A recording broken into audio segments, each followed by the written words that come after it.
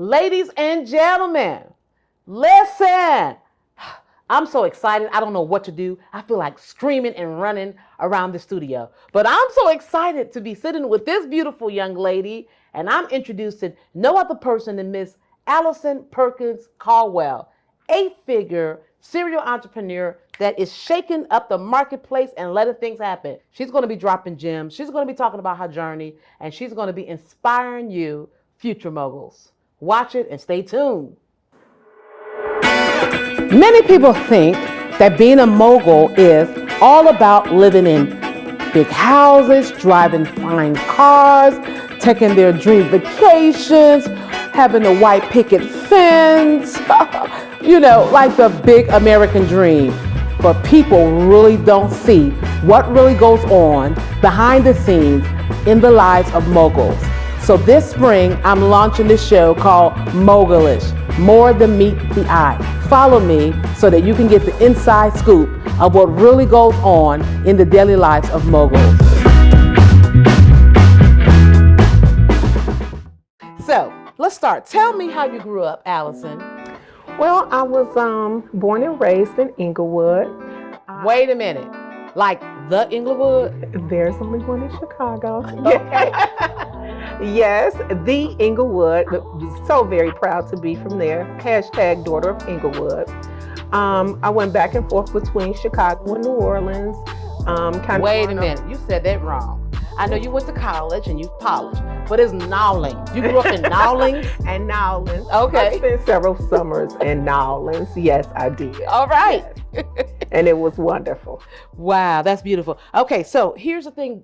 Everyone always asks, what kind of values did you get from your parents? Because many times people think that when you have, family, when you grow up in families that don't have a lot of money, that all of our families pass on to us, all of our parents pass on to us a message of poverty. But tell us, what kind of values did your parents pass on to you?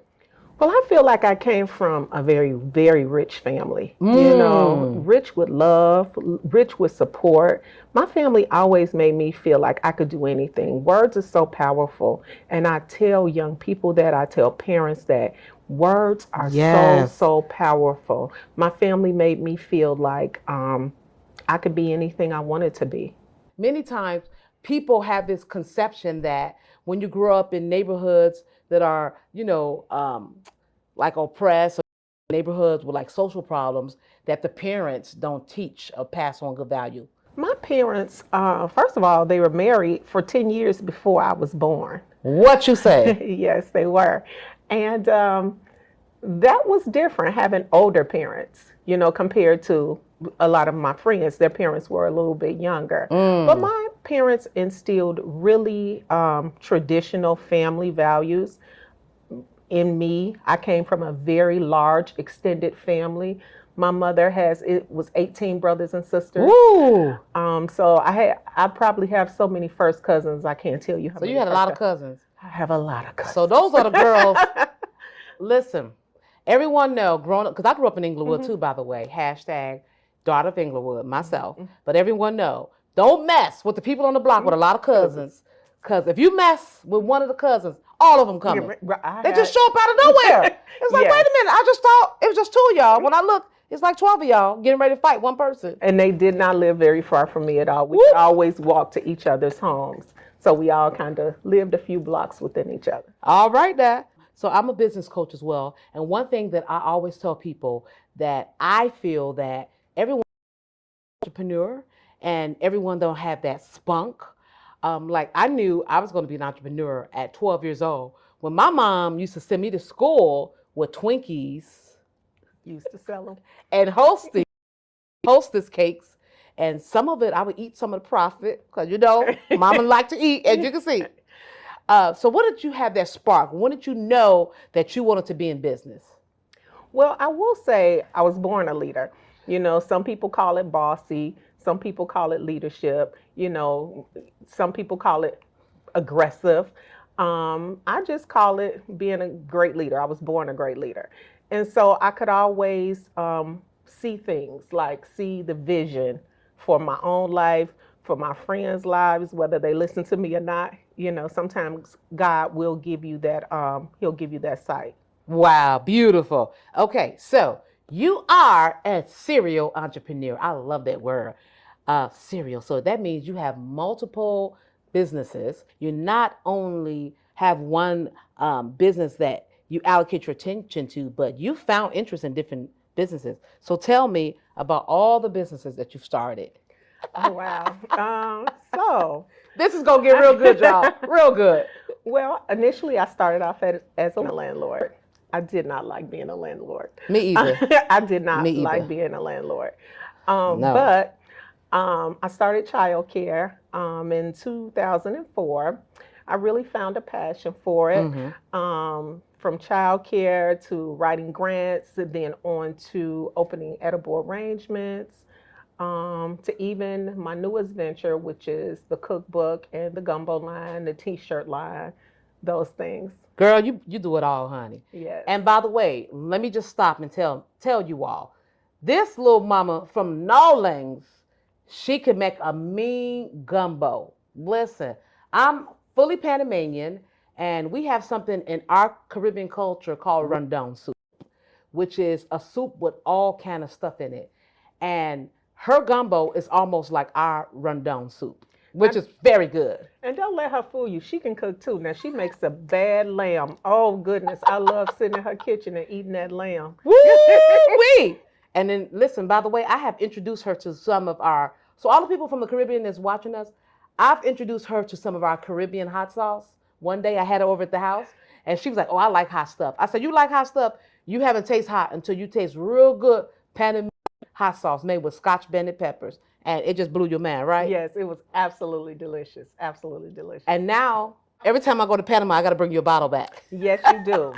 Okay, so you talked about your childcare business, and then you talk about your edible arrangement business. And so people always ask me the question. They say, Auntie GiGi or Pastor GiGi, what was it that made you pick that type of business to get into? Like, why not cakes or why not shoes? What made you start the childcare business? And then the next question is, what made you get into edible arrangement? It's funny, sometimes you can just happen on a business. Someone told me a long time ago that if you do what you love, it's never work, it's always passion. So my cousin had opened a daycare in the south suburbs. And, she was a young entrepreneur at the time.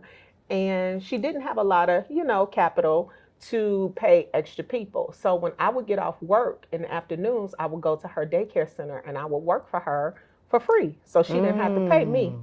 So one day I was on the floor with the kids and we were just doing maybe like an obstacle course or something like that. And she walked up to me and she said, you are so good with the children. What? You should open a daycare center. And I was like, really? She was like, yes. And it's so funny because my mom had told me to be a teacher. When I was a little girl, my mother told me I should be a teacher because I was very good with children. So that's how I kind of just got into the daycare business. The next week I went and found a location. And I'm going to tell you how God is always in the mix. I found this location in Inglewood. The man gave me the building for $250 a month. Where they do that at? And I paid $250 a month for 3 years until I was able to get my daycare open. Wow. We started in 2000. Well, I got it around 2001, 2002. Yes. But it officially opened in 2000. Wow. So for all of you who are watching me, I always say, if you take one step, God will take two. He'll be there before you even get there. So, but it takes courage to do that. It does. It takes courage, even to stay in business after challenges. And that's the next question I want to ask you. With both businesses, we haven't really talked so much about the edible arrangement, but what are some of the challenges that you face with the childcare and with edible arrangements? Well, just early on, business wasn't my background. I was a nurse. I'm an RN. And starting off in business, just trying to get myself educated, understanding the verbiage, the lingo, trying to get capital. My husband and I would work. We would take our own paychecks to pay our staff. It was a struggle in the beginning, but it was worth it. And it did not take long for that tree to bear fruit. Which one of the businesses have taught you the most in life? As a business mogul, which one have taught you the most? They both have taught me very, very valuable lessons. Edible arrangements, it amazes me. I just love the company, the growth, the way the leadership team is moving and changing things up. So it's like a really, really beautiful process to watch. And the way that they are reinventing themselves, just not being settled in, just being fruit. So now we sell popcorn, we sell cookies, we sell cupcakes. If you want it, we got it. So, come to Edible Arrangements, birthdays, everyday special occasions. Yes. Just because if you're in a doghouse, come on, we'll help you get out.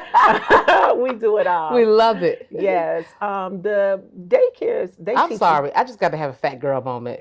Yes. You know what my favorite product that you all have at Edible Arrangement? What? Those cookies. The cookies? Those You like cookies are temptation. Yes. It was my birthday and in 2020 and I couldn't go anywhere. And I remember calling you and I was like, where you at? It's like, can you bring me some cookies? And you drove all the way from your location to my mom's house, which was about like a 45-minute drive, to bring me some cookies. And that just blessed my life. Not because you showed yourself as a friend, but you also gave me some cookies. Those cookies are delicious. Yes, they have some really high quality products. Really, really good. We have a lot of small batch things that we get from smaller companies that we sell. We have Rocky Mountain chocolate, delicious. I mean, the cookies, I can just go on and on. Pretzels. Well, thank you for destroying my diet. Thank you very much. You're so welcome. So your greatest challenges with the edible arrangements, what would you say? In the beginning, before pre-pandemic, it was a little rough, with edible arrangements, because sometimes if people don't know you're there, a business with no sign is a sign of no business. So I had brought my first store. It was a transfer from another owner. And the store, I don't know if people thought the store was closed for a while, but it took me a minute to kind of build my own base. And I think we do okay now. We could do a lot better, but we're doing okay. The pandemic did kind of help us because people were in the house. So they were able to call edible arrangements for all kinds of treats, What do you enjoy the most about what you do? From the daycare, I would just say the children. The kids. Every day, they are hilarious. The children. It's a comedy show.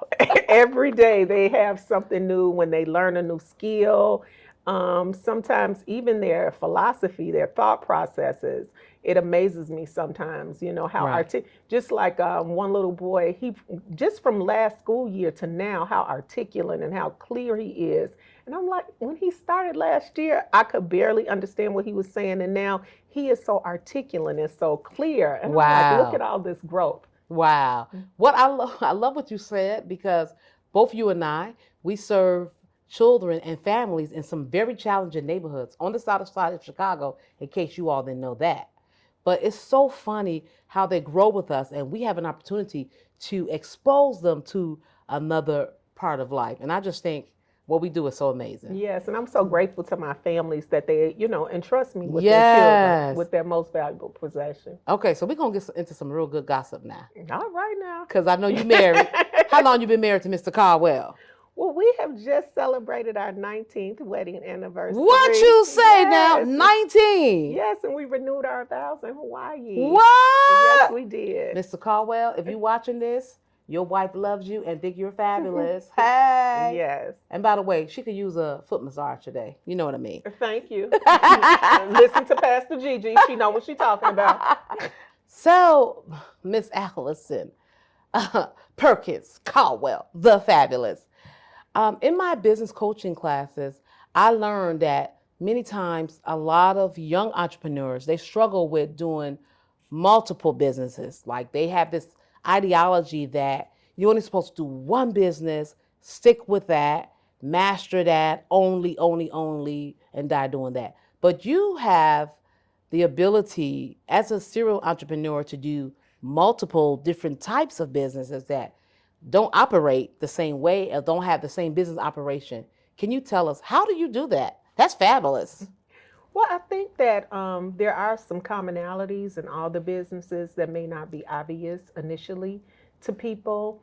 Like with edible arrangements and with the daycare, you have to be like internally a creative person. And so my creativity is able to come out in the daycare centers, in the edible arrangements, Yes. like when you don't have things, always being able to adapt and change. And I think that's another quality that makes me stand out a little bit differently than some of my peers because I am a very flexible person. So because I'm not very rigid, that I will adapt and I will change and do something different. Wow, that is so powerful.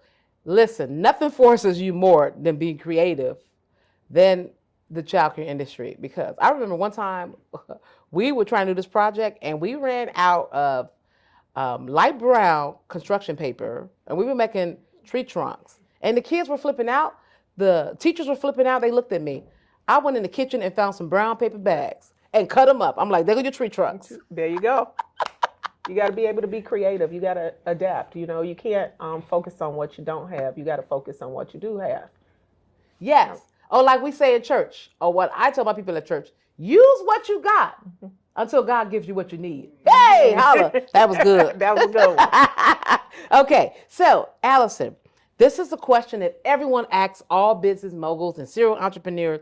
You are an extremely busy woman. I remember one time I called you. No, I sent you a text at 4 o'clock in the morning, and I didn't think that you were.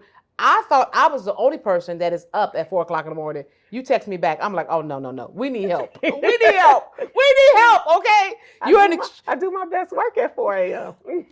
You're an extremely busy woman, but it's impossible to pour from an empty cup. So can you give young aspiring entrepreneurs or entrepreneurs that are just getting started, how do you prioritize yourself as a serial entrepreneur? Oh, wow. What a great question. I think that self-care is very important, and you do have to make time to take care of yourself. You have to make time for your spirituality. You have to make time for your family and remember why you're doing it. You have to always remember your why. So I always keep God at the apex. I keep my family first.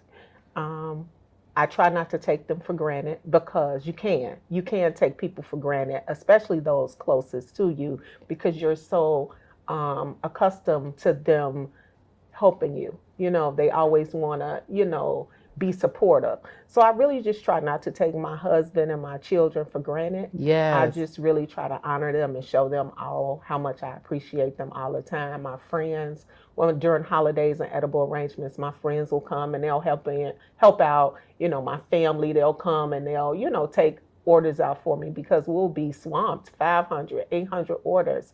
And it's very overwhelming, but now we kind of got it like a well-oiled machine. And I'm just so thankful for them. So I do things throughout the year just to show my appreciation to my family and to my friends for all the support they give me on a regular basis. Hello. Shout out to Allison's fabulous family. Yes. And okay. my friends. And Mr. Caldwell, if you watch it, let her come back next time, okay?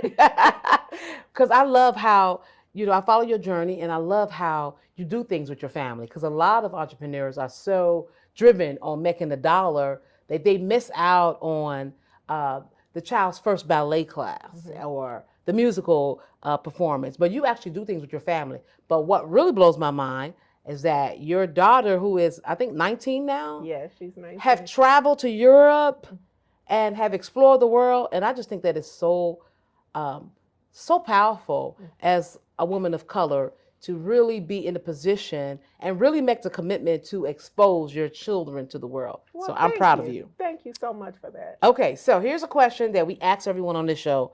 What did you wish you knew before you began your entrepreneurial journey? Oh, what did I wish I known? Wow. Well, I could have known before I started. I could tell you one thing. I wish I would have knew that sometimes when you get stressed out, you eat.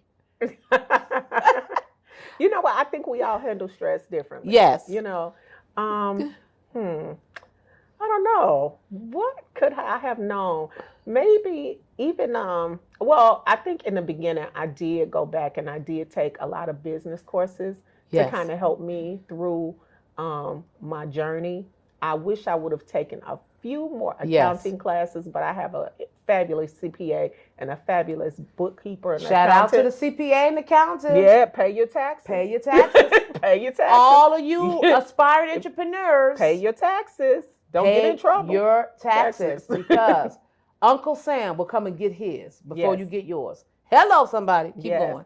I think that's like the biggest thing, the financial part. Just understand that how much capital you need to get started, but just not even that part.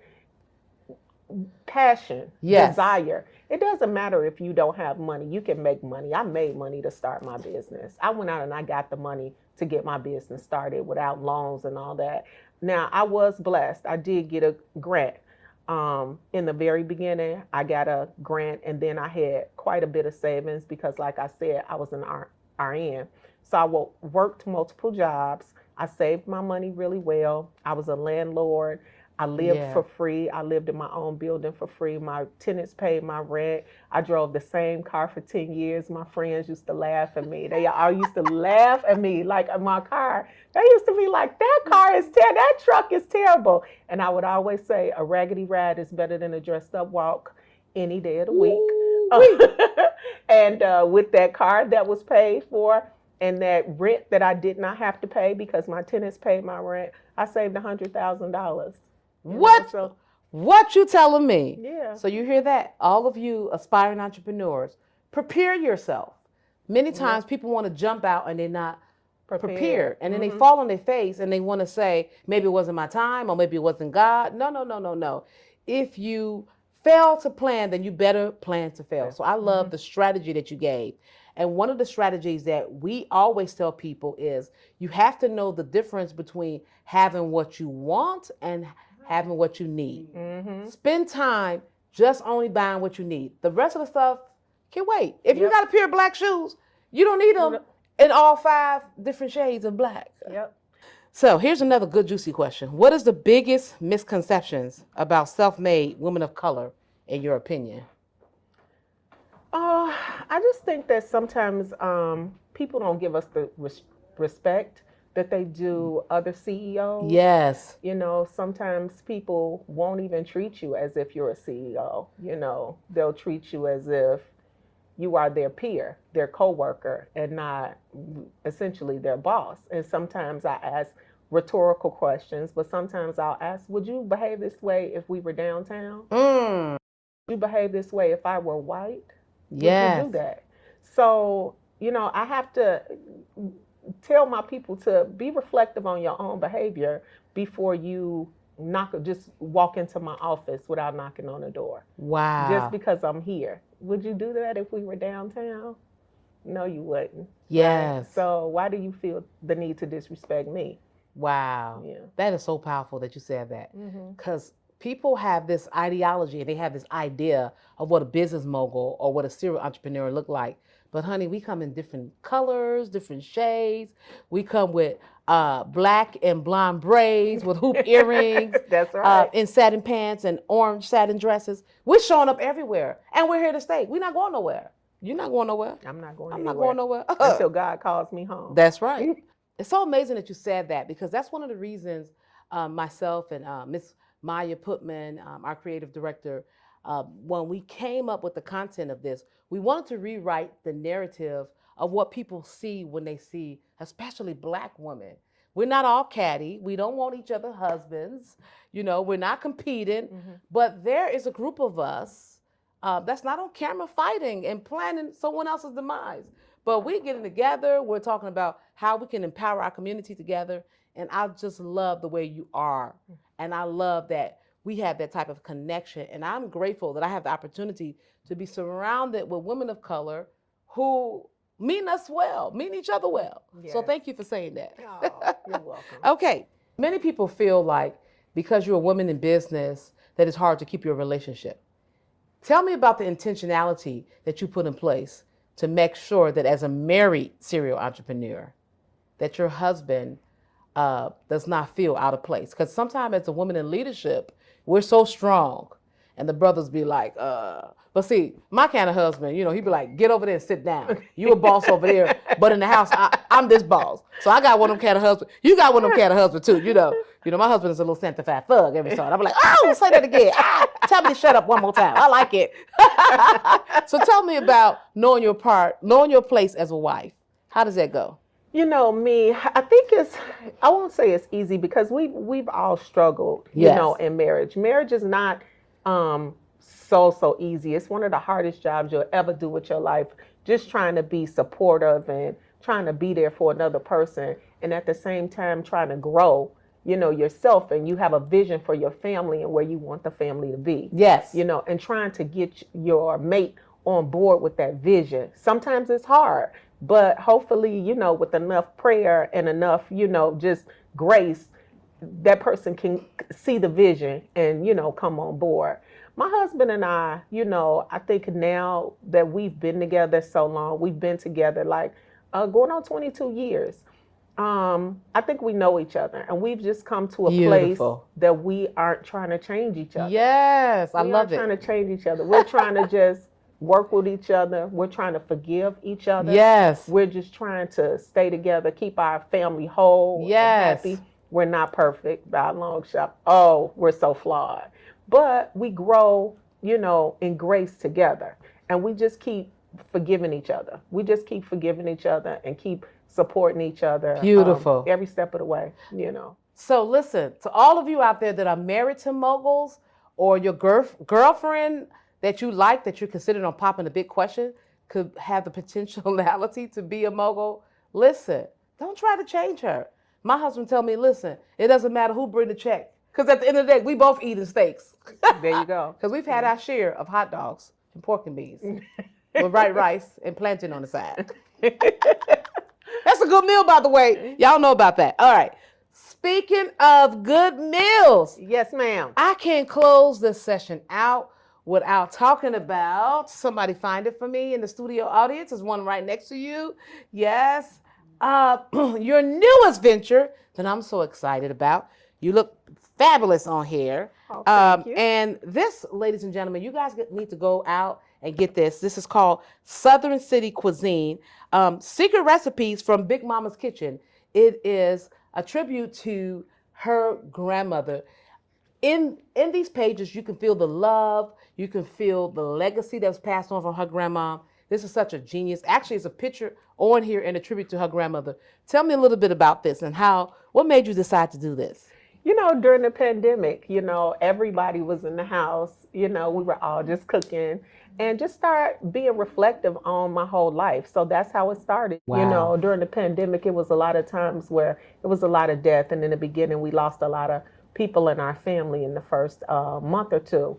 And so we just got together, Tyra and I, and we just started cooking. And we just started cooking and cooking. And so every day we would just be together, whether we would be on the phone, we would FaceTime one another, we would get together, we would cook.